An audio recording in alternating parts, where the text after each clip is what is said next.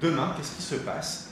La Lune va être parfaitement alignée avec la Terre et le Soleil. Et elle apparaîtra déjà rougeâtre. Donc vers 22h45, 23h. Ces vacanciers ont quitté la plage pour se mettre la tête dans les étoiles, au frais, avec une motivation, comprendre ce qu'il va se passer demain soir dans le ciel. Elliot est très curieux et là, la séance de planétarium, c'était logique puisque avec l'éclipse, on en a parlé à la maison. Donc l'idée, c'était de lui faire comprendre ce qui allait se passer, tout simplement.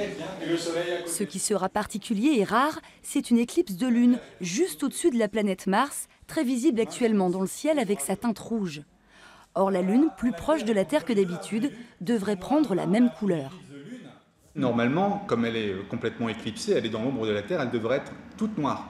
Mais il s'avère que justement la réfraction du Soleil, la lumière du Soleil qui passe dans l'atmosphère très fine de la Terre, eh bien, ces petits rayons parviennent à éclairer légèrement la Lune de couleur rouge. C'est un petit peu le même phénomène qu'on rencontre quand on voit un lever ou un coucher de soleil. Un spectacle unique donc et un record. Avec une durée d'1h43, il s'agira de l'éclipse la plus longue du XXIe siècle.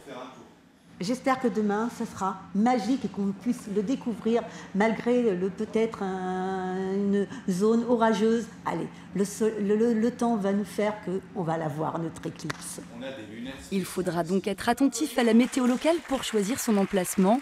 Pour l'équipement, préférez les jumelles ou lunettes de soleil. Rappelons-le, il s'agit d'une éclipse de lune que vous pourrez donc admirer à l'œil nu.